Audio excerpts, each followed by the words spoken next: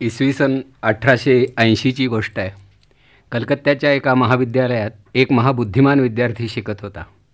ज्ञानविज्ञानाच्या विविध शाखांमध्ये त्याची सर्वगामी बुद्धिमत्ता संचार करीत होती. तत्त्वचिंतनामध्ये आणि विचारमंथनात रमणारा तो अपवादभूत विद्यार्थी होता. या जगामध्ये ईश्वर आहे किंवा नाही या एका प्रश्नानं तो अस्वस्थ झालेला होता.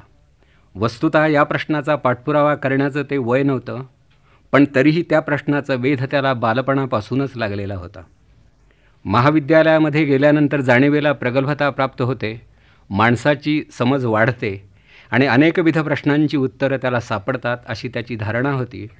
परंतु आपल्या मूळच्या अज्ञानामध्ये घट झाली नाही आणि ज्ञानही वाढलं नाही याचा साक्षात्कार कॉलेजमध्ये गेल्यानंतर त्याला झाला. आणि मग तो कोड्यातच पडू लागला की आपण तत्त्वज्ञान हा विषय अभ्यासतो आहोत, पण प्रत्यक्षामध्ये कुठल्याही गंभीर प्रश्नाचं उत्तर देण्याची क्षमता ग्रंथामध्ये नाही, ग्रंथकारामध्ये नाही, प्राध्यापकामध्ये नाही आणि प्राचार्यामध्ये सुद्धा नाही. अशा स्थितीमध्ये अध्ययनाचा हा प्रयोग आपण चालू ठेवायचा का हा विचार तो करीत होता. आणि अशा मनस्थितीमध्ये असताना एके दिवशी त्याच्या महाविद्यालयाचे प्राचार्य एक्सकर्शन नावाची वर्सवरची एक कविता शिकवण्याच्या निमित्तानं त्याच्या वर्गावरती गेले आणि त्या कवितेमध्ये कवीचे जे भाव प्रतिबिंबित झालेले आहेत त्यांचं विवरण करीत असताना प्राचार्य सहज बोलून गेले की या प्रकारची भावावस्था प्रत्यक्षात अनुभवणारा एक साधू पुरुष कलकत्त्यापासून थोड्याच अंतरावरती राहतो. दक्षिणेश्वरला असलेल्या कालीच्या मंदिरामध्ये रामकृष्ण परमहंस या नावानं ओळखला जाणारा एक फकीर सदोदित भावपूर्ण असं जीवन जगत असतो. तेव्हा या कवितेचं अधिक स्पष्टीकरण एखाद्या दाखल्याच्या आधारानंच तुम्हाला हवं असेल तर तुम्ही दक्षिणेश्वरला जा आणि त्या फकीराचं जीवन जरा जवळून पहा. या मुलानं कुठेतरी हे उद्गार आपल्या स्मृतिसंपुटामध्ये साठवून ठेवले आणि मनाशी निश्चय केला की आपण अनेक गोष्टींचा शोध घेतो आहोत, तर आता या थोर पुरुषाचं जीवन जरा जवळून पाहायला काय हरकत आहे. तेव्हा महाविद्यालयाच्या प्राचार्यांनी ज्यांच्या नावाचा उल्लेख केला त्यांना भेटण्यासाठी म्हणून दक्षिणेश्वरी विवेकानंद गेले. कालीच्या गाभाऱ्यामध्ये पूजाविधीमध्ये दंग असणारा आणि आपल्या भावभक्तीमध्ये अहोरात्र मग्न असणारा तो पुजारी त्यांनी पाहिला. पुन्हा कधीतरी त्यांना भेटायचं असं त्यांनी ठरवलं आणि आल्या मार्गानं ते परत केले. विवेकानंदांचं चिंतन संशोधन चालूच होतं. त्यांचा जन्म हा 12 जानेवारी 1863 या दिवशी झाला आणि त्यांना समज आल्या क्षणापासून गंभीर विषयांचं चिंतन त्यांनी सुरू केलं. घरचं वातावरण हे चिंतनाला अतिशय अनुकूल होतं. वडील हे स्वतः अज्ञेयवादी आणि संदेहवादी होते. त्यांचा ईश्वरावरती विश्वास नव्हता आणि ईश्वराचा विचार करण्याची त्यांना गरजही आपल्या आयुष्यात कधी भासली नाही. आई मात्र परमार्थपरायण होती. रामायण महाभारतामधल्या कितीतरी अवतार कथा आपल्या मुलाला तिनं ऐकवल्या होत्या आणि मुलावरती थोडाफार संस्कार झालाही होता. पण तरीसुद्धा हा मुलगा पाश्चात्य तत्त्ववेत्यांच्या ग्रंथांच्या वाचनानं अस्वस्थ झाला होता. म्हणजे एकेकाळचा भावप्रवण जीवन जगणारा हा मुलगा कमालीचा संदेहवादी झाला आणि लोकांना सांगू लागला की या जगामध्ये न्याय नाही, व्यवस्था नाही, ईश्वर नाही, काही नाही. मी पाश्चात्य तत्त्ववेत्यांचे ग्रंथ वाचतो आहे, माझी खात्री झाली आहे की परमेश्वर हा नसला पाहिजे. आणि असं म्हणत असताना त्यांचं अंतर्मन त्यांना सांगत होतं की मग हे ब्रह्मांड पेलण्याचा उद्योग कोण करतं आणि इतके दिवस ईश्वराच्या अस्तित्वावरती एवढी भाष्य झाली ती उगाचच का झाली. या महापुरुषाच्या सहवासामध्ये 5.5-6 वर्ष त्याला राहण्याची संधी मिळाली. त्याच्या सहवासामध्येच ईश्वराची सारी रूपं त्यालाही पाहायला मिळाली. भगवान श्री रामकृष्ण परमहंस हे विवेकानंदांचे गुरु. परमेश्वराच्या प्राप्तीसाठी जेवढ्या मार्गानं माणसाला जाता येणं शक्य त्या सर्व मार्गानं ते स्वतः गेले होते. ऐहिक विद्येचा पाठपुरावा त्यांनी आपल्या आयुष्यात कधी केला नाही, ध्यासही घेतला नाही. या रामकृष्णांच्या सानिध्यामध्ये विवेकानंदांच्यावर काही संस्कार घडत होते. अर्थात रामकृष्णांच्या स्पर्शानं काही वेळा त्यांना समाधी लाभ झाला, अद्वितीय स्वरूपाचे काही पारमार्थिक अनुभव आले. परंतु विवेकानंदांचं समाधान अशा अनुभवानं होत नव्हतं. ते आपल्या गुरूंना सांगत होते की तुमच्या स्पर्शामुळं एखाद्या क्षणी एखादा अलौकिक अनुभव मला येऊन जाईलही. जगामध्ये ईश्वर आहे किंवा नाही हे मला शास्त्रीय पद्धतीनंच लोकांना समजावून देता आलं पाहिजे आणि माझ्या बुद्धीचं समाधान होईल अशा पद्धतीनं तुम्ही मला त्याचं अस्तित्व हे प्रत्ययास आणून दिलं पाहिजे. रामकृष्ण त्यावरती म्हणत असत की बाबा रे, तुझ्यामधलं ईश्वरत्व जोपर्यंत जागं होत नाही तोपर्यंत बाहेरचं ईश्वरत्व तुला कधीही प्रतीत होणार नाही. आणि आंतरिक आणि बाह्य अशी ईश्वराची ही जी स्वरूपं आहेत त्याच्यामध्ये एक प्रकारचा संवाद हा निर्माण करता आला पाहिजे. त्यावरती विवेकानंद म्हणाले, हा संवाद कोणाच्याही बाबतीत आणि कधीही घडायला हवा. रामकृष्ण म्हणाले, हा कधीही घडू शकत नाही. गंजलेली सुई जर लोहचुंबकाजवळ ठेवली तर लोहचुंबकसुद्धा तिला आकर्षित करू शकत नाही. वरचा गंज खरबडून काढला म्हणजेच ती ओढली जाते. रामकृष्णांची एखादा विचार समजावून देण्याची पद्धती ही अतिशय सुलभ होती. लौकिक अर्थानं ते कोणी पंडित नव्हते, प्राध्यापक नव्हते, विद्वान नव्हते आणि खऱ्या अर्थानं साक्षरसुद्धा नव्हते. तर या रामकृष्णांच्या जवळ विवेकानंद जात असत, काही प्रश्न विचारित असत. एकदा ते म्हणाले की परमेश्वर हा सर्वव्यापी आहे. जळी स्थळी काष्ठी पाषाणी जनी विजनी आसनी शयनी ध्यानी मनी स्वप्नी केवळ तोच आहे असं तुम्ही म्हणता, मग मंदिरामध्ये जाऊन त्याची उपासना कशाला करायची? बाहेर तुम्ही कुठल्या तरी ओसरीवरती कालीची पूजा का करत नाही? गाभाऱ्यामध्येच तुम्ही का जाता? तर त्यावरती रामकृष्ण म्हणाले, तुझा हा प्रश्न अगदी बरोबर आहे. परमेश्वर सर्वव्यापी आहे हे खरं, पण उपासनेच्या वेळी गाभाऱ्यातच तो शोधावा लागतो हेही खरं. तसं उपासनेचा विषय म्हणून परमेश्वर मर्यादित ठिकाणी पाहावा लागतो आणि व्यापकतेच्या अपेक्षेनं तो सर्वत्र आहे हे प्रमेय मान्य करावं लागतं. म्हणजे रामकृष्ण हे कुठे अडत नव्हते. विवेकानंदांनी अनेक वेळा त्यांच्यावरती मात करण्याचा प्रयत्न केला, पण प्रत्येक वेळी रामकृष्णाने त्यांच्या प्रश्नांची समर्पक अशी उत्तरं दिली. मग पुढे पुढे विवेकानंदांना वाटू लागलं की रामकृष्णांच्या संगतीमध्ये आपण वाद निपुण झालो खरं, पण रामकृष्णांची साक्षात्कार संपन्नता एका कणानंही आपणाला लाभली नाही. यावर रामकृष्ण म्हणत की पारमार्थिकदृष्ट्या कोणीही दुर्बल नसतो, कारण प्रत्येक आत्म्याच्या ठाई सारी सामर्थ्य परमेश्वरानं अगोदरच प्रदान करून ठेवलेली असतात. धान्याला मोड फुटायला कदाचित थोडासा अवधी लागेल, पण आत कुठेतरी अंकुर हा असतोच. फक्त पाण्याची आणि त्याची गाठभेट व्हायला हवी. तसं हे दिव्यत्व जागृत होण्यासाठी अनुकूल क्षण यावा लागतो, समय यावा लागतो आणि तुमच्यापैकी प्रत्येकाच्या जीवनामध्ये तो येणारच आहे. उगाच चिंता करू नका. असा काही काळ जातो आहे. 1884 साल उजाडत आहे. विवेकानंद BAच्या परीक्षेला बसलेले आहेत. परीक्षेचा निकाल अगदी जवळ आलेला आहे आणि एवढ्यातच त्यांच्या वडिलांचा अंत होतो आहे. घरच्या लोकांचे हाल त्यांना पाहावेनात. नोकरीचा शोध ते घेत होते. 4 पैसे मिळाल्याशिवाय जी खाती तोंड आहेत त्यांची भूक भागणार नाही हे त्यांना कळत होतं आणि त्यांच्यासारख्या बुद्धिमान मुलाला नोकरीचा शोध घेत रस्ती फिरावं लागत होतं. एकदा एका शाळेमध्ये 1 महिनाभर त्यांनी नोकरी केली. त्यानंतर ती नोकरी सोडली आणि कुठेतरी अनुवादकाचं काम म्हणून ते करू लागले. त्रिखंडकीर्ती तत्ववेत्ता म्हणून कधीतरी उदयाचली येऊ घातलेल्या या अवतारी पुरुषाला सुद्धा अनुवादकाची दुय्यम भूमिका वठवावी लागली, कारण निर्वाहाचा प्रश्न हा लौकिक मार्गानंच सोडवावा लागतो. तसा सोडवण्याचा प्रयत्न ते करीत होते आणि हा संघर्षाचाच काळ होता. एके दिवशी उद्वेगानं अगदी घर दार गाव सोडून कुठेतरी जाण्याच्या विचारात ते असताना योगायोगानं श्री रामकृष्ण हे कलकत्त्यामध्ये आले होते. मग रामकृष्णाने विचारलं, एवढा तू अस्वस्थ का झालास? या जगामध्ये मुळातच नश्वरता असल्यामुळं प्रत्येकाच्या वाट्याला हे कधी ना कधी येणारच आहे. मग तुझ्यासारख्या जाणत्या मुलानं एवढा खेद एवढं दुःख व्यक्त करावं याचं मला जरा नवल वाटतं. यावरती विवेकानंद म्हणाले की मला माझ्या व्यक्तिगत दुःखाचं काही वाटत नाही, पण माझी आई आणि माझी भावंड ही सदोदित उपाशी राहतात. त्यांचं दुःख मला पाहवत नाही आणि त्यांच्यासाठी काही करणंही मला शक्य होत नाही. अशा स्थितीमध्ये आता कोणाचा धाबा करायचा मलाही उमगत नाही. म्हणून मला असं वाटतं की आता या जगातून निघून जावं, कोणाला तोंडसुद्धा दाखवू नये.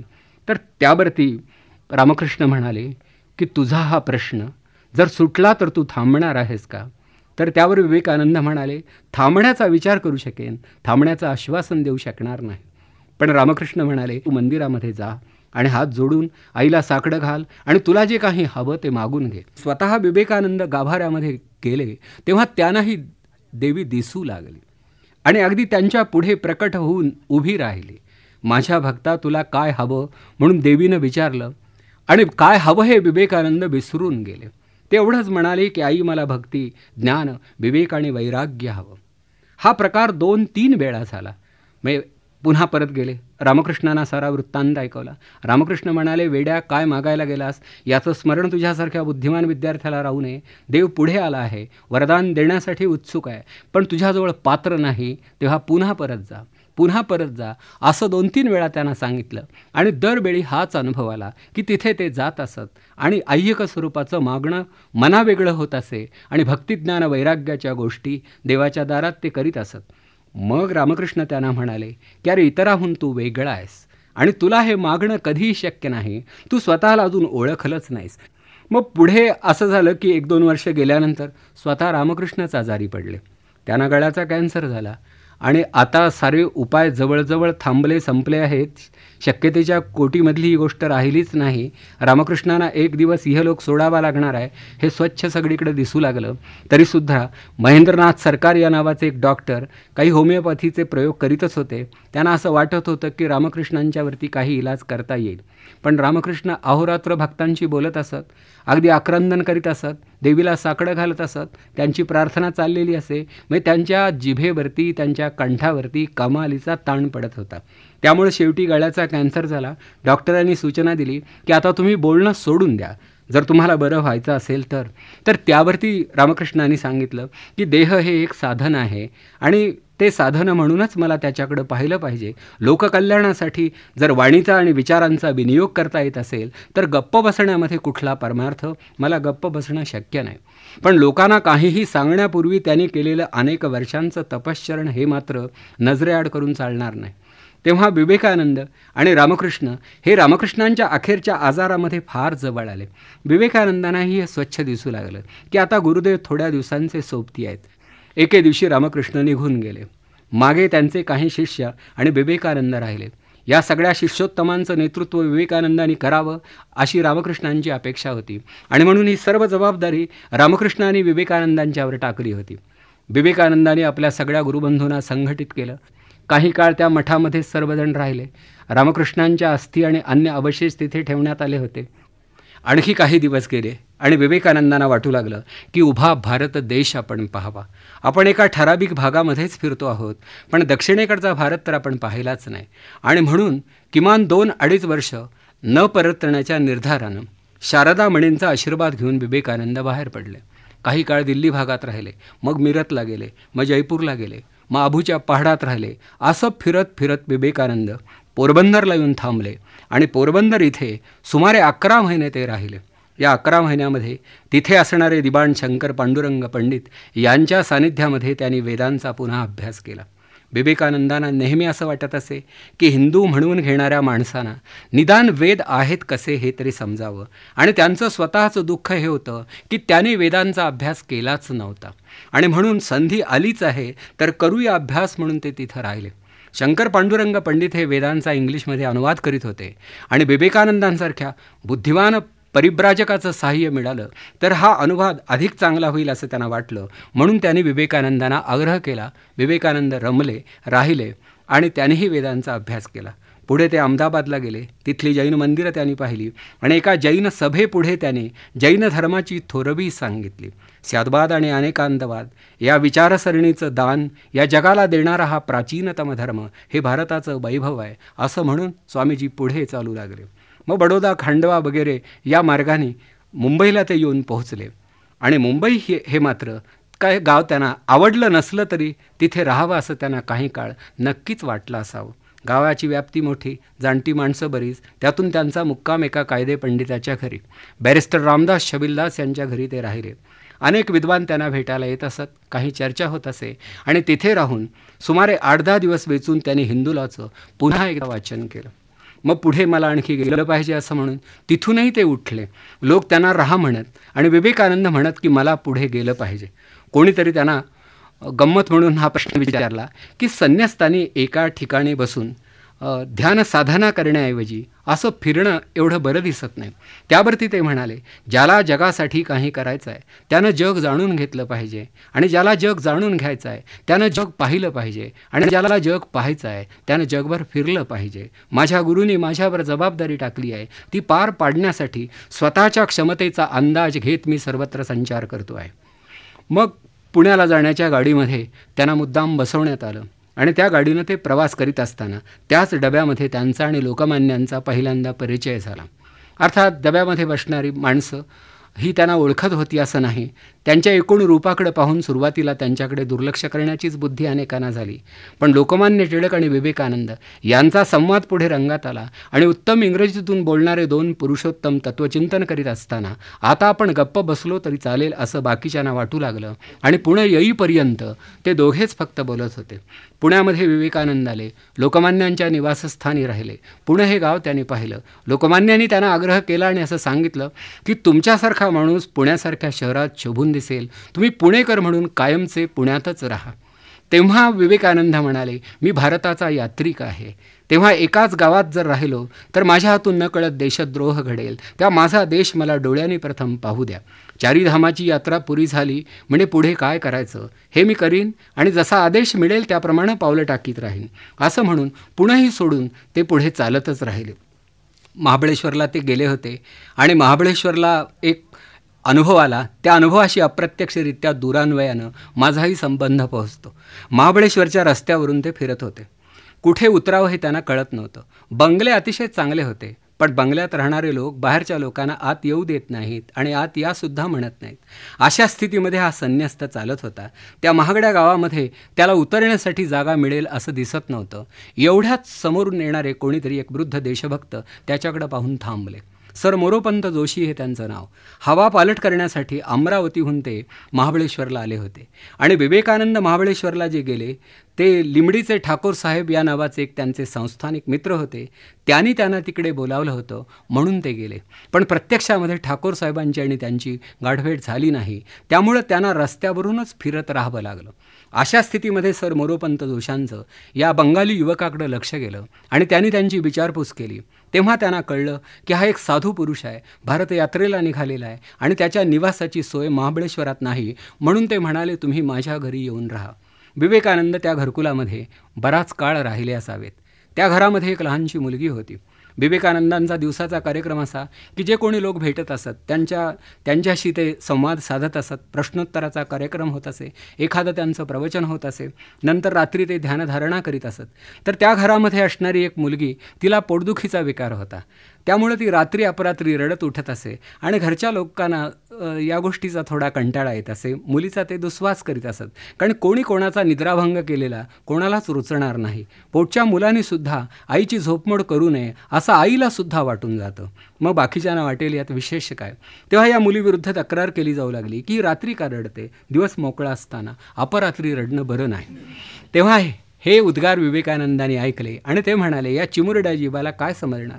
तेव्हा तुमच्या निद्रेमध्ये जर व्यत्यय येत असेल तर या मुलीला रात्रीच्या वेळी माझ्याजवळ झोपवत जा. मी रात्रभर ध्यानधारणा करीत असतो. मग या मुलीला त्यांच्या मांडीवरती झोपवण्यात येत असे किंवा वस्त्रात गुंडाळून अगदी जवळ ठेवण्यात येत असे आणि विवेकानंद निर्वेधपणे ध्यानधारणा करीत असत. या मुलीची हकीकत सांगलीच्या एका सभेमध्ये मी सांगत असताना मागच्या बाजूनं मला एक हुंकार ऐकू आला आणि दुसऱ्या दिवशी राजवाड्यातून बोलावणं आलं आणि 5-6 वर्षापूर्वी निवर्तलेल्या त्या सरस्वती देवी त्या मला म्हणाल्या की ज्या मुलीची हकीकत तुम्ही सभेमध्ये सांगितली ती मुलगी आता माझ्या रूपानं तुमच्याशी बोलते आहे, हे तुमच्या लक्षात आलं का. आणि त्यानंतर त्या 3 तास स्वामीजींच्या त्यांनी ऐकलेल्या आठवणी सांगत होत्या, कारण प्रत्यक्षामध्ये स्वामीजींचं रूप त्यांना आठवत नव्हतं. पण त्या म्हणाल्या, या महापुरुषाचा स्पर्श मला घडला होता, माझं भाग्य मी मानते. तर असा हा संचार चालत असताना सातारा मार्गे विवेकानंद हे कोल्हापूरला गेले. कोल्हापूरमध्ये शाहू छत्रपती वयानं लहान असल्यामुळे आनंदीबाई महाराज कोल्हापूरचा राज्यकारभार पाहत होत्या. त्यांना काय वाटलं कोण जाणे, एक बंगाली साधू आला आहे, तो येणार होता हे दिबाणाने त्यांना अगोदरच सांगितलं होतं. त्यांच्या कोणीतरी मित्रांनी अगोदर पत्रही लिहिलं होतं. तर या बाई म्हणाल्या की त्यांना आपल्या दरबारी आपण बोलावून घेऊया आणि त्यांची 2 प्रवचनंही इथे घडवून आणूया. तेव्हा विवेकानंद कोल्हापूरच्या परिसरामध्ये फिरले, राजाराम कॉलेजमधल्या तत्त्वज्ञान मंडळापुढे बोलले आणि आनंदीबाई महाराजांच्या दरबारात सुद्धा त्यांनी 2 प्रवचनं केली आणि मग म्हणाले, आता मला पुढे गेलं पाहिजे. तेव्हा जाताना त्यांना कोणीतरी आग्रह केला की या दरबाराचं स्मरण, इतिहास प्रसिद्ध नगरीचं स्मरण म्हणून आपण काहीतरी घेऊन जा. आपणाला धन हवा असेल तर सांगा, वस्तू हवी असेल तर सांगा, पण काहीतरी घेऊन जा.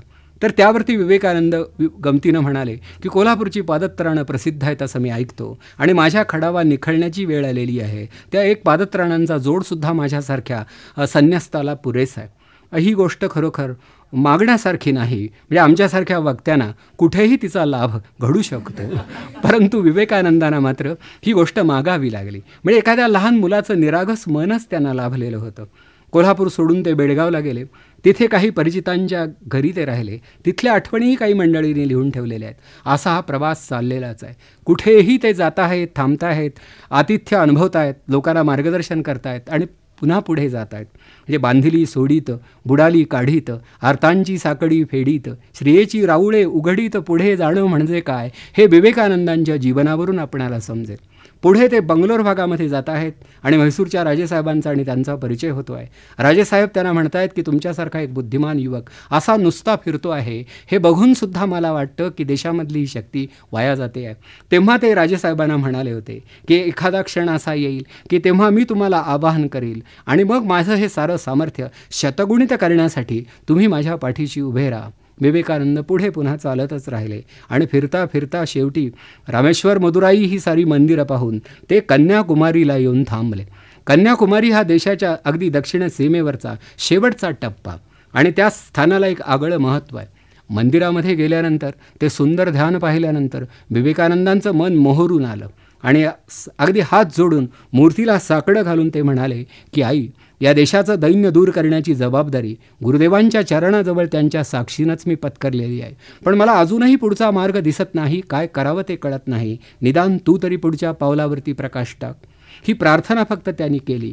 बाहेर मंदिराबाहेर आले, आजूबाजूला पाहू लागले. अंधार दाटलेला होता, फारसं काही दिसत नव्हतं. रात्री विश्रांती घेणं आवश्यक होतं, म्हणून जवळच एका ओटीवरती न जेवता तसेच झोपले. रात्री त्यांना एक स्वप्न पडलं. ते मोठं सूचक होतं की आत अजून काही पाहण्यासारखं आहे, पण जरा समुद्रामध्ये जावं लागेल. सकाळी उठल्याबरोबर आजूबाजूला ते पाहू लागले तेव्हा 1.5-2 फर्लांगाच्या अंतरावरती असणारं एक लहानसं बेट त्यांना दिसलं, ज्याला विवेकानंद शिला असं म्हटलं जातं. ती जागा होती. विवेकानंदाने ती पाहिली आणि त्यांना नवल वाटलं की 3 सागरांच्या संगमस्थानावरती हे बेट आलं कुठून, हा खडक आला कुठून. कोणाला तरी त्याने विचारलं. लोकांनी त्यांना सांगितलं की देवीनं इथं तपश्चरण केलं आहे, ही भूमी पवित्र आहे, ही कन्याकुमारीची भूमी, ही खरोखर यात्रिकांच्या दृष्टीनं पुण्यभूमीच आहे. मग विवेकानंद म्हणाले तिथे जाण्याचा मार्ग कोणता, तर त्यावर त्यांना सांगण्यात आलं की नावाड्याला पैसे देणं, नावेमध्ये बसणं आणि जाणं हा एक मार्ग आहे. नाही तर अंगामध्ये सामर्थ्य असेल तर पोहत जाणं हा सगळ्यात जवळचा मार्ग आहे. तर शेवटी अंगबळावरती विसंबूनच पोहत पोहत त्या खडकापर्यंत ते जाऊन पोहोचले. गेल्यानंतर देवीच्या पदचिन्हांची त्यांनी पूजा बांधली आणि नुसते पाहत राहिले. कन्याकुमारीला गेलेला माणूस पाहत राहू शकतो, पाहत पाहत त्याचं सगळं आयुष्यसुद्धा जाऊ शकेल इतकं ते रम्य स्थान आहे. त्या तिथून ते अवतीभोवती पाहत असताना भावनांचं भरतं येऊ लागलं की मी एका भाग्यशाली देशाचा घटक, नागरिक आणि सेवक आहे. खरोखर या देशामध्ये जन्माला यायला भाग्यच हवं. उत्तरेकडं तो हिमाचल उभा आहे, अचल, अविचल, धवल असा हिमाचल हे आमचं वैभव आहे आणि इकडेही कन्याकुमारी या देशाच्या सीमेवरती आहे. भारतामध्ये असणारं सौंदर्य या जगात कुठेही आढळणार नाही, पण इतकं असूनसुद्धा अगदी विपन्नावस्थेच्या गर्तेमध्ये राष्ट्र कोसळून पडलं आहे. या राष्ट्राचं उत्थान घडलं नाही तर सारे ग्रंथ बुडून जातील, सारे धर्मलयाला जातील, संस्कृती नामशेष होईल. आता या राष्ट्राचं उत्थान हाच इथून पुढचा आमचा धर्म असला पाहिजे आणि येत्या 50 वर्षामध्ये राष्ट्राव्यतिरिक्त कोणतंही दैवत आमच्या पुढे असता कामा नये असं त्यांना वाटू लागलं. आणि या विचाराचं प्रतिपादन आपण आपल्या देशबांधवांपुढे केलं पाहिजे या निश्चयानं ते पुन्हा किनाऱ्यावरती परत आले आणि मग रामनाथ पॉंडिचेरी या मार्गे मद्रासला आले. कलकत्त्यानंतर मोठ्या प्रमाणामध्ये विवेकानंदांच्या विचारांना प्रतिसाद मिळाली ती मद्रासमध्ये आणि मद्रास शहरामध्ये त्यांच्या भोवती अनेक युवक जमा झाले आणि ते त्यांना म्हणू लागले की तुमच्यासारख्या तेजस्वी पुरुषाच्या मार्गदर्शनाने आम्ही कृतार्थ झालो, पण आपण विदेशी जावं, तिथल्या लोकांना आपल्या धर्माची थोरवी समजावून द्यावी असं आम्हाला वाटतं.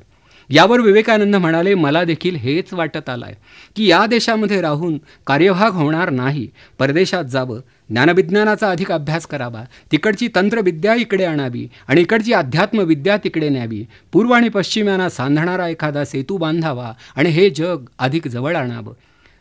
अमेरिका खंडामध्ये शिकागो या गावी 1893 साली एक जागतिक सर्वधर्म परिषद भरणार होती आणि ही सर्वधर्म परिषद काही निमित्तानं भरणार होती.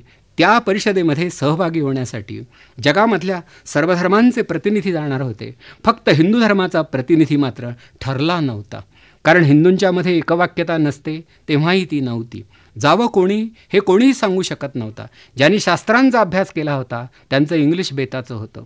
ज्यांची इंग्लिश भाषेची समज चांगली होती त्यांना शास्त्र माहीत नव्हतं. ज्यांना दोन्ही गोष्टी अवगत होत्या त्यांचं मन कोतं होतं. त्यामुळे प्रत्यक्षात जाणार कोण हा मोठा प्रश्न होता. अशावेळी मद्रासच्या युवकांनी असा आग्रह धरला की तुमच्यासारखा दैदिप्यमान संन्यस्त आपल्या भाषा प्रभुत्वाच्या बळावरती आपल्या वाडवडिलांची अध्यात्मविद्या जगाच्या उतारपेठेमध्ये नेऊन ठेवू शकेल तेव्हा तुम्हीच गेलं पाहिजे स्वामी, तुम्हीच गेलं पाहिजे. लोकांनी आग्रह धरला आणि मग स्वामींनाही वाटू लागलं की जायला हरकत नाही. पण तरीसुद्धा अजून कौल मिळत नाही, आदेश येत नाही, गुरुदेवांची आज्ञा नाही. अशा स्थितीत जाणार कसा? एके दिवशी त्यांना एक स्वप्न दृष्टांत घडला म्हणे की स्वप्नामध्ये रामकृष्ण आले, लाटावरून ते चालत होते, विवेकानंदांना खुणावत होते, म्हणाले की माझ्या मागोमागे आपणाला पुढे जायचं आहे. हे स्वप्न हे प्रमाणभूत त्यांनी मानलं आणि जाण्याचा निर्धार व्यक्त केला. सर्व तयारी जवळजवळ झाली. मद्रासून मध्यंतरी ते हैदराबादलाही एकदा जाऊन आले. पुन्हा परत आल्यानंतर आपल्या सगळ्या मित्रांचा ते निरोप घेणार एवढ्यात खेत्री नावाच्या संस्थानातून त्यांना बोलावणं आलं. तिथल्या महाराजांना विवेकानंदांच्या आशीर्वादानं अपत्यप्राप्ती झाली अशी त्यांची श्रद्धा होती. म्हणून अमेरिकेला जाण्यापूर्वी स्वामीजींची पाद्यपूजा दरबारात करावी म्हणून त्यांना मुद्दाम बोलावणं करण्यात आलं. आणि विवेकानंद हे नाव या देशाचा किनारा सोडण्यापूर्वी सुमारे 10 दिवस या राजदरबारामध्ये त्यांना देण्यात आलं. खेत्रीचे राजेसाहेब त्यांना म्हणाले, आत्तापर्यंत आपण अनामिक दशेत काळ काढलात, आता जगापुढे आपण प्रथम याल तेव्हा विवेकानंद या नावानं पुढे या, हे नाव आपण धारण करा. म्हणजे साधारण 30 वर्ष पुरी झाल्यानंतर विवेकानंदांच्या वाट्याला आलेलं हे नाव आहे. चांगलं नाव इतक्या उशिरासुद्धा माणसाच्या वाट्याला येऊ शकतं, माणूस तेवढा चांगला असला तर. तेव्हा विवेकानंद हे नाव धारण करून विवेकानंद एक दिवस या देशाचा किनारा सोडून जायला निघाले. अर्थात हा सगळा प्रवास बोटीचा होता, दीर्घकाळ चालणारा होता आणि थांबत थपकत त्यांना जावं लागलं होतं. शेवटी हा प्रवास पुरा करून जेव्हा विवेकानंद शिकागो या गावी येऊन पोहोचले तेव्हा लॉजिंगची चौकशी करू लागले की उतरण्यासाठी निदान 4 पैसे वेचून जागा मिळते का. तर प्रत्येक लॉजिंगच्या दाराशी बाहेर एक फलक असे, dogs and Indians are forbidden to enter, की कुत्र्यांना आणि भारतीयांना आत प्रवेश नाही. तो फलक ते पाहत असत, पुढे निघून जात असत. एक हॉटेल असं भेटलं की तोंडाशी असा फलक नव्हता म्हणून ते आत गेले.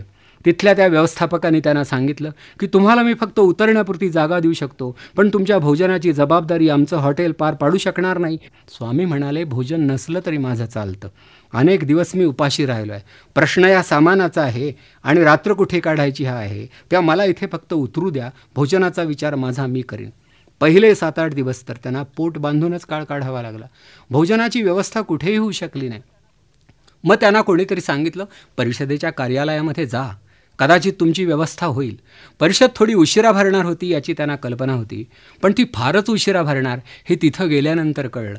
विवेकानंद 2-2.5 महिने अगोदर जाऊन पोहोचले आणि परिषदेच्या कार्यालयामधल्या लोकांनी सांगितलं की जर तुम्ही प्रशस्तीपत्रक आणलं असेल, अगोदर पत्रव्यवहार केला असेल, कोणत्या धर्माचे प्रतिनिधी म्हणून या ठिकाणी आलात, त्या धर्मानं तुमच्या वतीनं काही लिहिलं असेल तरच तुम्हाला या परिषदेमध्ये सहभागी होता येईल, अन्यथा नाही. नाव नोंदवण्याची मुदत तर टळूनच गेली आहे, पण शिफारस पत्राशिवाय कोणालाही परिषदेमध्ये सहभागी होता येत नाही आणि तुम्हालाही होता येणार नाही. हे ऐकल्यानंतर मात्र ते खिन्न झाले. त्यांच्याही लक्षात आलं की आपण अगदीच व्यवहारशून्य माणसांसारखे वागलो. अगोदर पत्र लिहायला काय जात होतं, पण या हिंदूंना हे कुठं माहीत होतं की आपल्याला एक धर्म आहे, या धर्माचा कोणीतरी प्रतिनिधी आंतरराष्ट्रीय व्यासपीठावर जाऊन उभा राहिला पाहिजे आणि वैदिक धर्माचं स्तवन त्यानं तिथे केलं पाहिजे, असं या खंडतुल्य राष्ट्रामधल्या जाणत्या हिंदूंना वाटत नव्हतं. ही खेदाची गोष्ट. म्हणून तर एकदा विवेकानंद म्हणाले होते की हिंदू धर्मासारखा उदार धर्म नाही आणि हिंदूंच्यासारखे अनुदार लोक नाहीत. शेवटी विवेकानंद तिथे गेल्यानंतर त्यांनी काही लोकांना पत्र लिहिलं आणि तुम्ही शिफारस पत्र धाडा अशी विनवणी केली, पण कोणीही त्या पत्राची दखल घेतली नाही. आता करणार काय, नैराश्या व्यतिरिक्त त्यांना सोबती उरला नाही. मग पुन्हा त्या हॉटेलमध्ये आले, गंभीरपणे विचार करू लागले. कोणीतरी असाच एक सांगाती जवळपास होता, तो म्हणाला, स्वामी आता तुम्ही इथे थांबू नका. इथली माणसं दिल्या शब्दाला जागणारी असतात, पण ती तुम्हाला आत घ्यायलाच तयार नाहीत. ती हट्टी आहेत, ती तुम्हाला प्रवेश देणार नाहीत. उगाच वेळ घालवू नका. त्यांचे रीतिरिवाज अत्यंत आखीव रेखीव आणि त्यांचं जीवनही यांत्रिक आहे, त्यात तुम्ही आग्रह धरू नका. इथे राहण्याऐवजी बोस्टन नावाच्या जवळच्या गावी जर का गेलात तर कदाचित आहे या पैशामध्ये अमेरिकेमध्ये जास्त काळ आपण काढू शकाल. स्वामींना ती कल्पना पटली. शिकागोच्या धर्मपरिषदेचा विचार त्यांनी सोडला आणि आगगाडीनं ते बोस्टनला जायला निघाले. गाडीमध्ये बसले असताना अर्थात अनेक अन्य प्रवासी होते. त्यापैकी कोणाचं तरी लक्ष स्वामीजींकडे गेलं. तर सनबर्न नावाच्या एक बाई होत्या. त्या बाईंचं लक्ष स्वामीजींकडे गेलं. त्यांना राहावे ना म्हणून त्या जागच्या उठल्या आणि स्वामीजींच्या जवळ जाऊन बसल्या आणि विचारपूस करू लागल्या. त्या म्हणाल्या की तुम्ही कोण, विदेशातून आलात का, कशासाठी आलात? स्वामींनी सारी हकीकत सांगितली. मग त्या बाई म्हणाल्या, एवढीच जर अडचण असेल तर तुम्ही आमच्याकडे या. आमचा मोठा शेतमळा आहे, आमचा मोठा बंगला आहे, त्याला खूप खोल्या आहेत, आम्हाला पाहुणे आवडतात, तुम्ही आमच्याकडे या ना. आणि त्या बाई स्वामीजींना आपल्या घरी घेऊन गेल्या. स्वामी हरकलेल्या पोराप्रमाणे त्यांच्या मागोमाग गेले. कारण विनामूल्य भोजनाची व्यवस्था होणार होती. त्यांच्या दृष्टीनं ही जमेची बाजू होती. पैसे संपत आले होते, राहायला जागा फुकट आणि 2 वेळ जेवायला मिळणार. याहून आनंदाची वार्ता संन्यस्ताच्या जीवनात कोणती असू शकणार? त्या बाईंच्या घरी ते जाऊन राहिले आणि काही काळ तिथे काढल्यानंतर आजूबाजूचा प्रदेश पाहण्यासाठी फिरतही राहिले. त्याच भागामध्ये J.H. राईट या नावाचे हार्वर्ड विद्यापीठाचे एक प्राध्यापक राहत होते. त्यांच्या कानी हे वर्तमान गेलं की भारतातून कोणीतरी असाच एक विद्वान परिब्राजक या ठिकाणी आला आहे आणि तो निराश्रित असल्यामुळं बाईंच्या आश्रयानं राहतो आहे. हे कळल्यानंतर सहज कुतूहल बुद्धीनं राईट साहेबांनी विवेकानंदांना बोलावणं केलं की या आठवड्याच्या शेवटच्या दिवशी, सुट्टीच्या दिवशी तुम्ही माझ्याकडे या. अर्थात राईट साहेबांचा आणि सनबर्न बाईंचा परिचय होता. बाई विवेकानंदांना घेऊन त्या प्राध्यापकांकडे गेल्या. हार्वर्ड विद्यापीठामध्ये ग्रीक भाषा आणि तत्त्वज्ञान या विषयांचं अध्यापन करणारा तो एक अधिकारी प्राध्यापक होता. विवेकानंद हे लौकिक अर्थानं फक्त BA ची परीक्षा उत्तीर्ण झालेले भारतामधले एक युवक होते. यापेक्षा अधिक उपाधी त्यांच्या संग्रही नव्हत्या. त्यामुळे विवेकानंदांसारख्या एका मुलाशी आपण काय बोलायचं हा प्रश्न त्या प्राध्यापक महाशयांना पडलाच होता. पण अगत्याचा जो भाग असेल तेवढा आपण व्यक्त करू शकू, तेवढं बोलणं करू शकू. काही थंडी, वारा, हवा, पाणी यावर तर बोलता येईल. म्हणून एवढंच बोलणं करण्याच्या तयारीनं विवेकानंदांना त्यांनी आपल्या घरी बोलावलं. बोलता बोलता विषय निघू लागले.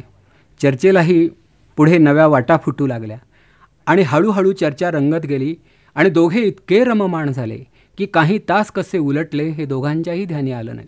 नंतर मात्र प्राध्यापक राईट यांच्या लक्षात एक गोष्ट आली, ती अशी की इंग्लिश भाषेवरती विलक्षण प्रभुत्व असणारा आणि तत्त्वज्ञानाचा तौलनिक अभ्यास करणारा हा एक अधिकारी पुरुष आहे. म्हणजे आपल्या विद्यापीठामधल्या कोणाही प्राध्यापकापेक्षा याचा अधिकार मोठा आहे. म्हणून ते स्वामीनं म्हणाले की तुम्ही इथे कशासाठी थांबलात?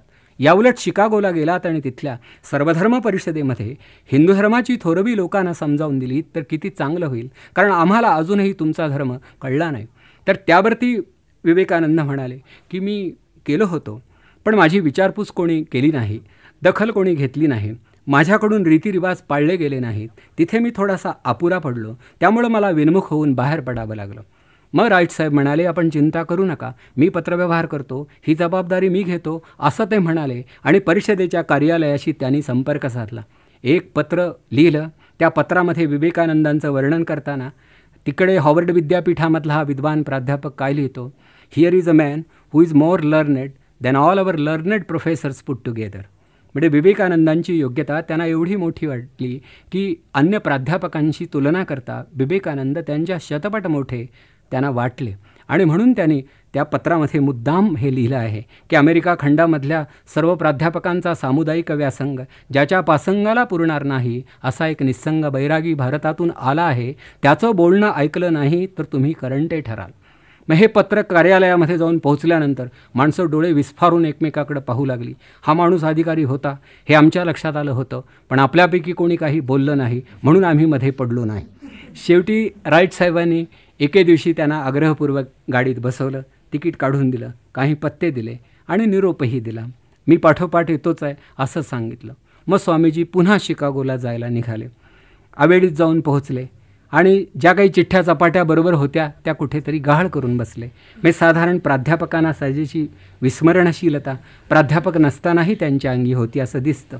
त्यानंतर मग अपरात्रच झाली. आजूबाजूला त्यांनी जरा चौकशी केली. पत्ता कोणी सांगेल असं त्यांना दिसेना, म्हणून रात्रभर एका मोकळ्या डब्यामध्ये अगदी कुडकुडत हुडहुडत त्यांनी अशी रात्र तिथे घालवली. तसे एकटे बसून होते. सामान सोडण्याची सोय नव्हती, आजूबाजूला प्रकाश नव्हता आणि कुठे पांघरूण पसरायचं, अंथरूण टाकायचं त्यांना कळतच नव्हतं. तसे ते राहिले. शेवटी पहाट फटफटली, जरा प्रकाश पडला आणि ते बाहेर आले. बाहेर आल्यानंतर त्यांना कमालीची भूक लागली होती. रात्रीचं जेवण चुकलंच होतं. स्नान कुठे उरकायचा हा प्रश्नच होता. भारतीयांना असणाऱ्या सगळ्या सवयी त्यांना होत्या आणि म्हणून त्यांना असं वाटत असे की स्नानसंध्या जरी उरकता आली तरी पुरे आहे, नंतर आपण शोधाशोध करू. पण ज्या भागात ते उतरले तो स्टेशनच्या जवळचा परिसर, काही जर्मन लोक, काही रेड इंडियन्स तिथं राहत असत आणि त्यांना स्वामीजींचे उच्चार कळेनात, त्यांची भाषा कळेना, त्यामुळे तेही काही सांगेनात. मग एखाद्या बंगल्याच्या तोंडाशी जात असत, अगदी घंटेचं बटन दाबत असत, आतून आवाज व्हायचा, दार किलकिलं व्हायचं, माणूस आपला नाही, ओळख पटायची, दार बंद व्हायचं, विवेकानंदांना पुढे जावं लागायचं. असा काही काळ गेल्यानंतर त्यांना कंटाळा आला आणि मग मात्र ते रस्त्याच्या कडेला असलेल्या एका उंचवट्यावरती निसंकोचपणे बसले. एवढ्याच समोरच्या कुठेतरी ओळीमध्ये किंवा रस्त्याच्या कडेला एक बंगला होता. त्या बंगल्यातून एक बाई बाहेर आल्या आणि त्या विवेकानंदांच्या जवळ जाऊन त्यांची विचारपूस करू लागल्या. G.W. हेल, मिसेस हेल हे त्यांचं नाव. त्या बाईने विचारलं की तुम्ही परप्रांतातून, परदेशातून आलेले कोणी धर्मप्रतिनिधी आहात का? स्वामीजी म्हणाले, होय. तुम्ही अडचणीत आहात का? तर स्वामींनी सारं स्पष्टीकरण दिलं. मग त्या बाई म्हणाल्या, अल्पकाळ माझ्याकडे येऊन राहा, नंतर माझ्या वाहनानं मी तुम्हाला तिथंपर्यंत पोहोचतं करते. मग स्वामीजींच्या मार्गामधले सारे अडसर, सारे अडथळे दूर झाले आणि त्या धर्मपरिषदेच्या कार्यालयापर्यंत ते जाऊन पोहोचले. मग तिथे प्रतिनिधींची खास सोय होती. त्यांच्यासाठी एक वेगळी खोली होती, ती त्यांच्या वाट्याला आली आणि तिथून पुढे मात्र चिंता संपल्या. 11 सप्टेंबर 1893 हा परिषदेचा पहिला दिवस उजाडला. 7,000 लोकांच्या सभेला सामोरं होण्याचा प्रसंग विवेकानंदांच्या जीवनात यापूर्वी कधीच आला नव्हता आणि जे कोणी अन्य धर्माचे प्रतिपादक, प्रतिनिधी, प्रवक्ते होते त्या सर्वांनी आपली भाषणं लिहून आणली होती. त्या अगदी पहिल्या दिवशी स्वागतपर भाषणं होणार होती आणि उत्तरादाखल त्या प्रतिनिधींनी 5 ते 10 मिनिटांमध्ये स्वतःचा आणि स्वधर्माचा परिचय करून द्यायचा होता. ही परिषद 17 दिवस चालणार होती आणि या 17 दिवसामध्ये विवेकानंदांची 12 भाषणं झाली होती. पण पहिल्या दिवशी बोलताना विवेकानंद थोडे कचरत होते, माघार घेत होते, कावरेबावरे होत होते, बोलण्याचा प्रसंगच टाळू पाहत होते. कारण बाकीच्यांची तयारी बघितल्यानंतर त्यांना असं वाटायचं की आपण तयारी केली नाही, विचार केला नाही. खरोखरच हे बाकीचे वक्ते हे तसे तयारीचेच म्हणायला हवेत, कारण प्रत्येकाचं भाषण लहान असो किंवा मोठं असो टंकलिखित आणि मुद्रित स्वरूपात त्याच्या जवळ होतं. म्हणजे जणू काही त्याला ग्रंथरूप देऊन मग तो वाचनच करणार होता. आणि त्यांच्याकडची बोलण्याची रीतही अशी की रॉस्टमसारखा उंचवटा असायचा, त्याच्यावरती कागद पसरलेले असायचे, जवळच एक टेबल लॅम्प असायचा, त्याचा प्रकाश कागदावर पडायचा, कागदाचा प्रकाश वक्त्यावर पडायचा, वक्त्याचा प्रकाश कुठेच पडायचा नाही, कारण मग फक्त अंधारच सगळीकडे. तर अशा या वातावरणामध्ये ही भाषणं होत होती आणि प्रत्येकजण काही अवजड बोलत होता, अवघड बोलत होता, पल्लेदार वाक्यांचा वर्षाव करीत होता आणि त्या शब्दवंबाळ वक्तव्यानं सारी सभा घायाळ झाली होती. अशा स्थितीमध्ये शेवटी आता बोललंच पाहिजे अशी अखेरची सक्त सूचना मिळता क्षणीच विवेकानंद बोलायला उभे राहिले. बोलायला उभे राहिल्यानंतर पुन्हा त्यांच्यामधला भारतीय जागा झाला. त्यांनी आपल्या गुरुचं स्मरण केलं, मग सरस्वतीचं स्मरण केलं आणि मग मात्र त्यांना एक प्रकारचं भरतं आलं आणि सहजगत्या ते बोलून गेले, sisters and brothers of America. आता sisters and brothers of America एकूण शब्द तरी किती बघा, की 4-5 शब्दांचा समोरच्या 7,000 लोकांच्यावर एवढा प्रभाव पडला की मंडळी जागची उठली आणि त्यांनी टाळ्यांचा कल्लोळ माजवला. स्वामींना काही कळेना की 2-4 शब्द आपण उच्चारता क्षणीत ही सभा एवढी दोलायमान कशी झाली. काही वाक्यरचनेची चूक तर नसेल, कारण नाही म्हटलं तरी आपण भारतीय आणि व्याकरणशुद्ध इंग्रजी बोलण्याचा सराव नसल्यामुळं नकळत जर त्या प्रकारचा प्रमाद घडला असेल तर थट्टा करण्याचा प्रकार म्हणून तर हे टाळ्या वाजवत नसावेत. पण तसं काहीही नव्हतं. अत्यंत उत्स्फूर्तपणे श्रोत्यांनी दिलेली ती दाद होती आणि विवेकानंद 2 मिनिटं तसे स्तब्ध राहिले. त्यानंतर मग श्रोते पुन्हा खाली बसले आणि स्वामीजींनी भाषणाला प्रारंभ केला. सुरुवातीला अमेरिकन बांधवांना त्यांनी धन्यवाद दिले की जगाच्या इतिहासामध्ये यापूर्वी पंडितांच्या सभा भरल्या होत्या आणि वेगवेगळ्या राजांच्या दरबारामध्ये सुद्धा नवरत्नांनी हजेरी लावली होती. पण देशोदेशीच्या ज्ञानेश्वरांना एका व्यासपीठावरती आणण्याची भव्य आणि दिव्य कल्पना तुम्हा अमेरिकन बांधवांना सुचली. तुम्हाला मी धन्यवाद देतो. हे ऐकल्यानंतर त्या अमेरिकन लोकांना वाटलं की हा देवमाणूस दिसतोय, आपणाला चांगलं म्हणणारा हा पहिलाच माणूस. बाकीची सारी माणसं अशा आविर्भावात बोलत होती की तुम्ही अडचणीत होता, तुमच्याजवळ ज्ञानाचा अभाव होता, तुम्हाला काहीतरी हवं होतं म्हणून तुम्ही आम्हाला बोलावलं.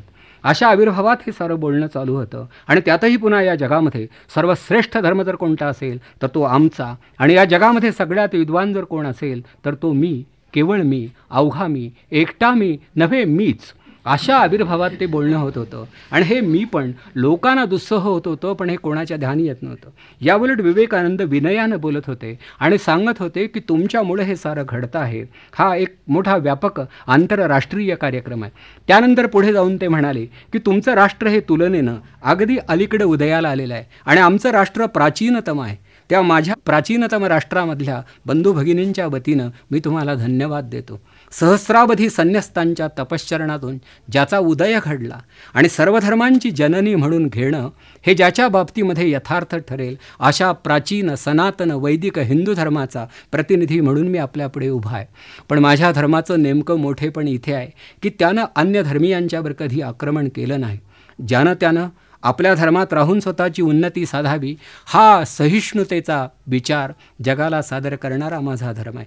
सारे प्रवाह समुद्राला जाऊन मिळतात, तसे सारे धर्म प्रभूच्या परमधामापर्यंत जातात, अशी आम्हा हिंदूंची धारणा आहे. तेव्हा मित्र हो, कोणाच्या धर्माला कमी लेखण्यासाठी मी या ठिकाणी आलो नाही, फक्त माझ्या धर्माचा परिचय जगाला घडवून देण्यासाठी मी या ठिकाणी आलो आहे. हे त्यांचं पहिलं भाषण. हे अगदी निर्मल मनाचा आविष्कार म्हणून लोकांनी अभ्यासलं. सगळीकडे ते छापून आलं. स्वामीजींचे फोटो येऊ लागले. वक्तृत्व, भाषाप्रभुत्व, व्यक्तिमत्व. मग काय, एकदा कौतुकाला प्रारंभ झाल्यानंतर तोंड फाटेपर्यंत माणसं स्तुती करतात, तो प्रकार तिकडेही सुरू झाला. मग त्या कौतुकाला अंतच नाही असा प्रकार. मग रोज त्यांचं एखाद्या विषयावरती भाषण व्हायचं. ते भाषण लोकांना अतिशय आवडायचं. दुसऱ्या दिवशी त्यांनी दिलेल्या व्याख्यानाचा विषय वेअर वी डिसॅग्री. खरं धर्माधर्मामध्ये तरी भेद का, कलह का, संघर्ष का, तर कूपमंडूक वृत्ती हे त्याचं कारण. त्याच्या पुढच्या व्याख्यानामध्ये religion is not the crying need of India हाच विषय होता की तुम्ही आमच्याकडे मिशनरी पाठवतात, आमच्याकडे धर्मज्ञानाचा दुष्काळ आहे असं का तुम्हाला वाटतं? आमची माणसं कदाचित अन्नाला पारखी झाली असतील, पण धर्मज्ञानाला ती कधीच पारखी होणार नाहीत. कारण आमच्या देशामधला भिकारी भीक मागण्यापूर्वीसुद्धा एखादा अभंग म्हणत असतो. आमच्याकडे उदंड धर्मज्ञान आहे. हे तिसऱ्या व्याख्यानात सांगितलं. त्याच्यानंतर पुढे भगवान बुद्धांच्या जीवनावरती त्यांनी एक व्याख्यान दिलं आणि कर्मकांडाचा कचरा दाटल्यानंतर विमल विचाराची गंगा पुन्हा एका विशुद्धतेच्या पात्रातून पुढे नेणारा भगीरथ भगवान बुद्धांच्या रूपानं आम्ही पाहिला, हे त्या व्याख्यानात त्यांनी सांगितलं. आणि हिंदू धर्म, त्याचे स्वरूप, त्याचे सार आणि त्याचं वैशिष्ट्य या विषयावरती स्वामीजींनी दिलेलं व्याख्यान त्याच्या छापील प्रती अगोदर वाटण्यात आल्या. मी त्यांनी एक लहानसा प्रबंधच लिहिला होता आणि शिवाय व्याख्यानही दिलं होतं. त्यामध्ये ते म्हणतात की अन्य धर्मांना कोणीतरी संस्थापक असतील, पण हिंदू धर्माला कोणीही एकमेव संस्थापक नाही. वेद हे आमचे मूलाधार, पण ते अपौरुषेय आहेत. ज्याला इंग्लिशमध्ये इम्पर्सनल तुम्ही म्हणता की 4 अधिक 4 बरोबर 8 या समीकरणावर कोणाचीही सत्ता नाही. ते अवैयक्तिक आहे, इम्पर्सनल आहे. तसं जीवनाची धारणा करणारी तत्त्व ही ज्यांना उमगली त्या थोर पुरुषांच्या स्फुरणांचं संकलन म्हणजे वेद. या पलीकडं वेदांना आमच्या लेखी वेगळा अर्थ नाही. गुरुत्वाकर्षणाचा बोध हा न्यूटनला जसा झाला, तसा आमच्या ऋषींना जीवनाच्या धारक तत्वांचा उमग पडला. गुरुत्वाकर्षणाचा न्यूटन हा निर्माता नव्हता, तो फक्त द्रष्टा पुरुष होता. गुरुत्वाकर्षण अगोदरच होतं आणि नंतरही ते राहिलं असेल, फक्त न्यूटनला ते कळलं. तसं जीविताची धारणा करणारी तत्व ही ज्यांना उमगली त्या द्रष्ट्या पुरुषांना आम्ही ऋषी म्हणतो आणि त्यांच्या स्फुरणांच्या संकलनाला आम्ही वेद म्हणतो. वेद हे आमचे मूलाधार होत. हा विचार त्या व्याख्यानात त्यांनी मांडला. अशी त्यांची व्याख्यानं चालली होती आणि व्याख्यानामुळे त्यांना लोकप्रियताही लाभत होती. अर्थात परिषद संपली, पण शेवटचं जे व्याख्यान स्वामीजींचं ते खरोखर म्हणजे औदार्याचा कळस गाठणारं झालं. ज्ञानदेवांचं पसायदान पुन्हा एकदा अमेरिकन लोकांनी उत्तम इंग्रजीत ऐकलं असं म्हणायला हरकत नाही. अगदी शेवटच्या भाषणामध्ये ते सगळ्यांना म्हणाले की इतके दिवस झालेला हा सगळा कार्यक्रम हा विचारामध्ये घेतल्यानंतर आता संकुचित सांप्रदायिक बुद्धीनं कोणी कोणाला कमी लेखलं तर शेवटी त्याचं मूल्यमापन वेगळ्या तऱ्हेनं करावं लागेल. या जगाला एका विश्वधर्माची गरज आहे. संकुचितपणाच्या पलीकडे जाऊन सर्वांना आपल्या छत्रछायेत सामावून घेणाऱ्या व्यापक धर्माची गरज आहे. युनिव्हर्सल रिलिजन हा शब्द त्यांनी मांडला. परिषद संपली. स्वामी खरं लगोलग परत यायला हवे होते, पण लोकांचा आग्रह होत होता. त्यांना बोलावणी येत होती. जागोजाग थांबत होते, गावोगावी जात होते, जाईल तिथे बोलत होते. आठवड्यातून 14 व्याख्यानं देत होते. अखंडितपणे बोलत होते. Complete works of Swami Vivekananda हे 8 खंड आहेत. 4000 पृष्ठांपेक्षा तो अधिक मोठा संभार आहे. आणि इतकं करूनही बरंचसं अलिखित साहित्य बाजूला पडू नये. हा माणूस न अडखळता बोलत होता, हे खरं आश्चर्य आहे. जवळ टिपणं नाहीत, संदर्भ ग्रंथ नाहीत, तरी तो जातो आहे आणि बोलतो आहे. म्हणजे बोलणारा हा स्फूर्तीनं बोलत होता, म्हणून हे शक्य होतं. कोलंबिया विद्यापीठानं त्यांना बोलावणं केलं आणि असं सांगितलं, तुमच्यासाठी आम्ही एक खास विद्यासन तयार करतो, पण स्वामी आपण इथे राहा. नंतर हॉवर्ड विद्यापीठानं त्यांना सांगितलं की चेअर ऑफ ईस्टर्न फिलॉसॉफी खास तुमच्यासाठी हे विद्यासन, तुम्ही इथे राहा. पण स्वामीजीने दोघांनाही साभार नकार दिला आणि असं सांगितलं की मी आलो तो माझ्या मायभूमीचा पुत्र म्हणून, तिच्या लौकिकाची पताका खांद्यावर टाकून तिचा पुत्र म्हणून या ठिकाणी आलो. आमच्या संग्रही असणारं विचारधन तुम्हाला दिलं की मी परत जाणार आहे. नोकरीचा पाश माझ्यासारख्या संन्यस्ताला शोभत नाही. विवेकानंदांचा हा दिग्विजय पाहून काही मंडळी मात्र अस्वस्थ झाली आणि जगामध्ये सज्जनांनासुद्धा विरोधक असतात, सर्व काळी ते असतात आणि सर्व सज्जनांना ते असतात, मग स्वामीजींना ते नसावेत असं म्हणायचं काही कारणच नाही.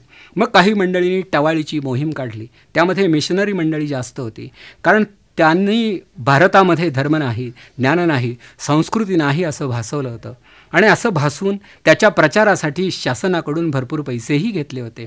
आता विवेकानंदांच्या देशामध्ये जाण्याचं तसं काही प्रयोजन उरलं नाही हे विवेकानंदांच्या भाषणावरून कळलं होतं आणि म्हणून ते मिशनरी अस्वस्थ होते, नाराज होते आणि स्वामीजींचे विरोधक झाले होते.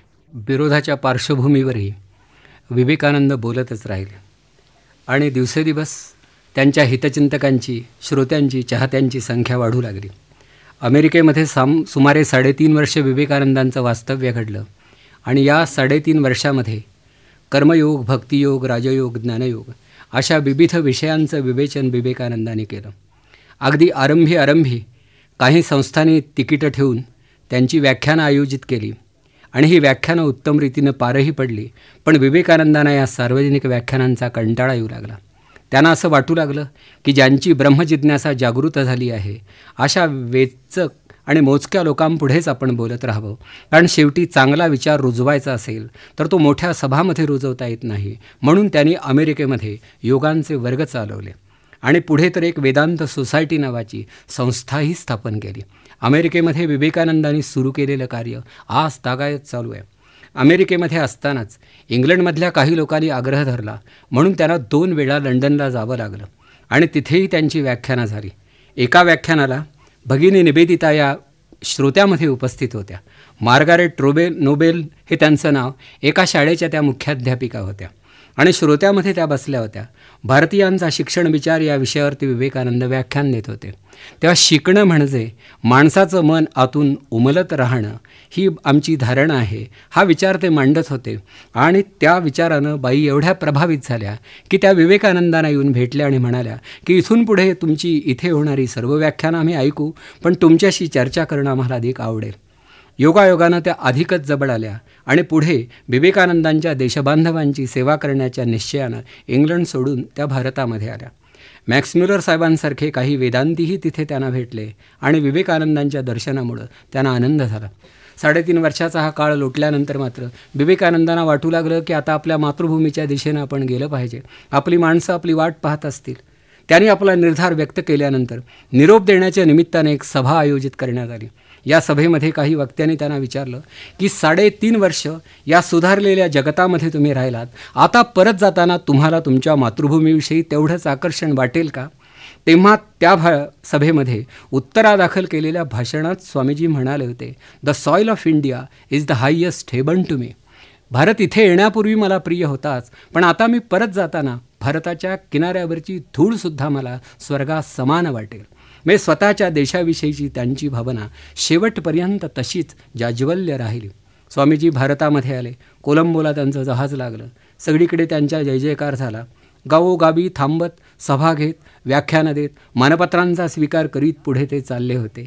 या निमित्तानं या भारतामध्ये त्यांनी भारतीयांना जे काही सांगितलं त्याला ते प्रॅक्टिकल वेदांत असं म्हणत असत आणि त्यांची ही सारी व्याख्यानं कोलंबो ते अल्मोरा या नावाने प्रसिद्धीस आलेल्या त्यांच्या व्याख्यान संग्रहामध्ये आपणाला वाचायला मिळतील. भारतीयांच्या अधोगतीची कारणं भारतीयांच्या स्वभावदोषात शोधावी लागतील आणि जोपर्यंत हे स्वभावदोष दूर होत नाहीत तोपर्यंत भारताची उन्नती कोणीही घडवू शकणार नाही असं अनेक व्याख्यानात त्यांनी सांगितलं.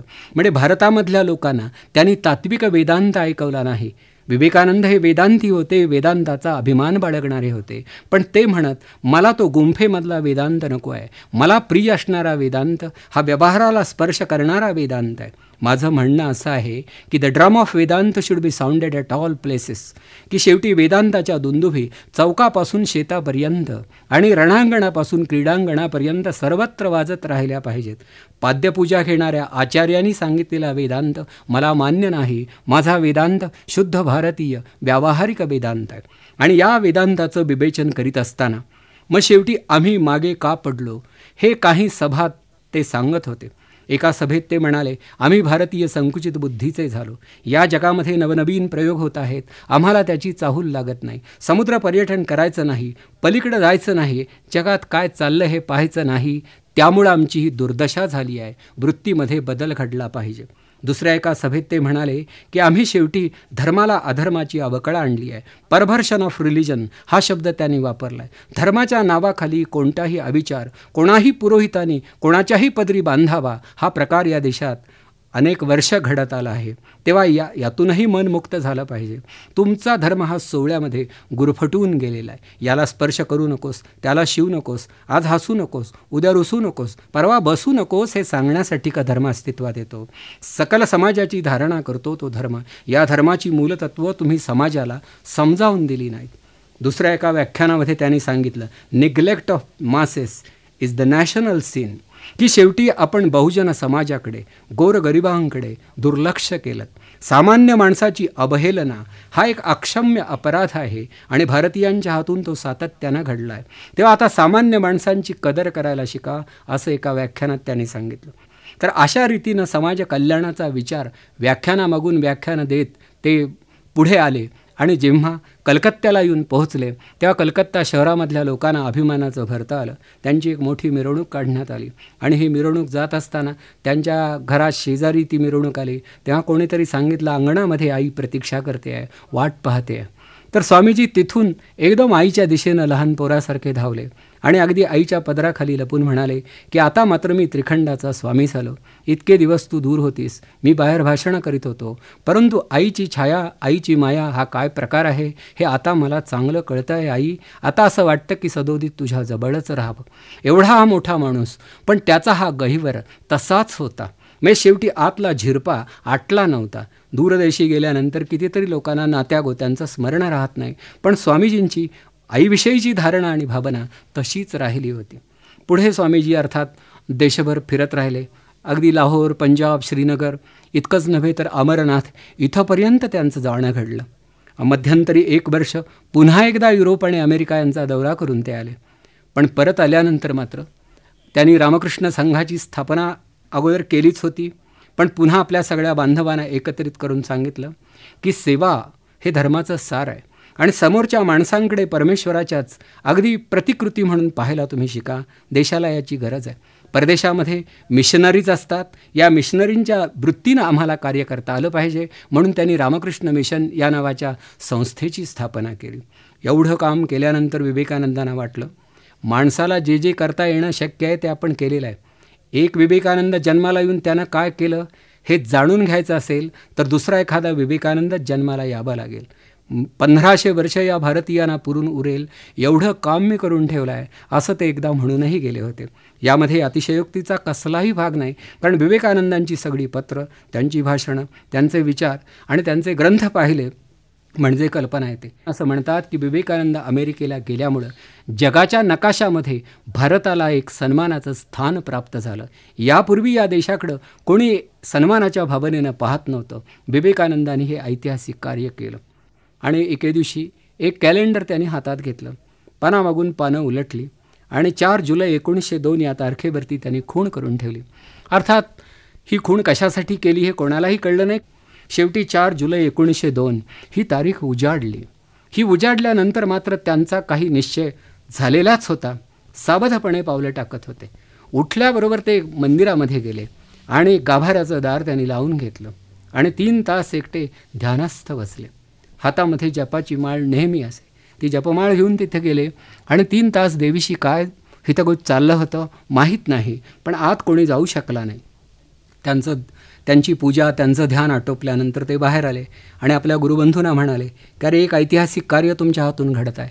वेदांत आणि विज्ञान या उभय विषयांचा अभ्यास करून या देशाचं दैन्य दूर करणं हे आपलं कार्य आहे आणि या कार्यासाठी कटिबद्ध झालेल्या अमृताच्या पुत्रांनो, थोडे साबध व्हा, थोडे दक्ष व्हा, थोडे तत्पर व्हा, थोडे कार्यक्षम व्हा, असा विचार त्यांनी आपल्या गुरुबंधूंना त्यांनी ऐकवला.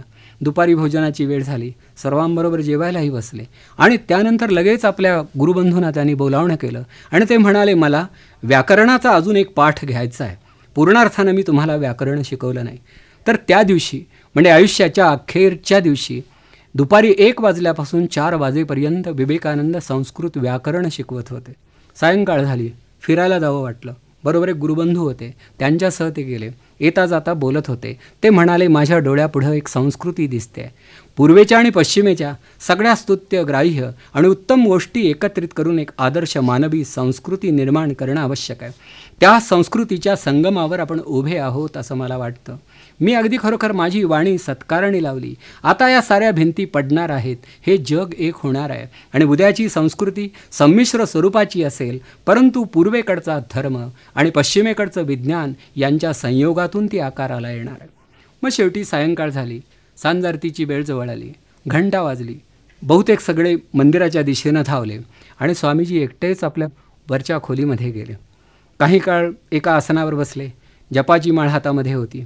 आपल्या गुरुबंधूंना म्हणाले की आता माझा जप पुरा झाला आहे, सगळी खिडक्यांची दारं वगैरे उघडून ठेवा, मी थोडा पडतो. असं म्हणून ते पडले आणि साधारण 8:45च्या सुमाराला 2-3 वेळा दीर्घ निश्वास सोडला आणि तिथेच त्याने जगाचा निरोप घेतला. खरं तशी 40 वर्षेही झाली नव्हती आणि कोणाला त्यांच्या मृत्यूची चाहूलही लागली नव्हती. शेवटी भोजनाची वेळ झाल्यानंतर बोलावणं करण्यासाठी कोणीतरी एक साधू तिथे गेला. स्वामीनं हाक मारली, ओ मिळाली नाही. जवळ गेला, मोठ्यानं हाक मारली, प्रतिसाद नाही. अगदी जवळ गेला, स्पर्श केला, हालचाल नाही. कोड्यात पडला, डॉक्टरांकडे धावत गेला, डॉक्टरांना घेऊन आला. डॉक्टरांनी तपासणी केली, डॉक्टरांनी ग्वाही दिली, निर्वाळा दिला की ही समाधी आहे, आता परत येणं नाही, पुढच्या तयारीला तुम्ही लागा. तेव्हा भगिनी निवेदिता जवळपास नव्हत्या. अंतरावरती कुठल्या तरी गावी एक कार्य करीत थांबल्या होत्या. त्यांना हा निरोप गेला. आजूबाजूच्या सर्व मंडळींना ते कळलं आणि मग दुसऱ्या दिवशी अगदी अनिच्छेनं ही अंत्ययात्रा काढावी लागली. आणि तेव्हा स्वामीजींची आई हयात होती. आईला हे सांगावं किंवा नको याविषयी लोकांच्यात मतभेद झाले की या वृद्धेला दुःखाचा हा तडाखा सहन होणार नाही. शेवटी कोणीतरी तयारी केली आणि बाईंना जाऊन सांगितलं. त्या माऊलीनं तिथेच हात जोडून, पुरा गेलास, तू जाशील असं वाटत नव्हतं पण गेलास, आता हरकत घेण्याचा माझा अधिकार संपला आहे. एक दिवस असा होता की मी मोठी होते, तू मला नमस्कार करीत होता. आता तू मोठा झालास, तुला नमस्कार करण्याची वेळ तुझ्या जाण्यामुळं आली आहे. स्वर्गाच्या तोंडाशी परमेश्वरसुद्धा तुझी प्रतीक्षा करीत असेल. जा माझ्या पुरा, काशी विश्वेश्वराच्या कृपेनं पदरी तू आलास, तुझ्यावर माझा हक्क आहेच कुठे. पण स्वर्गामध्ये गेल्यानंतर देवाला हे सांगायला विसरू नकोस की माझ्या शेजारी माझ्या वृद्ध आईसाठी थोडी जागा राखून ठेव, पुरा तू जा. आईनं दिलेला हा निरोप हा एक हृदयस्पर्शी घटना म्हणूनच त्याच्याकडे बघावी लागेल. शेवटी अंत्ययात्रा अटळ होती, निघाली होती. अगदी चंदनाची चिता अशी रचून ठेवली होती. भगिनी निवेदिता पुढे आल्या होत्या. त्यांनी स्वामीजींची आरती केली आणि नंतर शेवटी अग्निसंस्कार करण्यात आला. श्रद्धेनं त्या उठल्या, स्वामीजींच्या खोलीमध्ये गेल्या. त्यांच्या सगळ्या हस्तलिखितांचा त्यांनी अगदी मुद्दाम असा धांडोळा घेतला.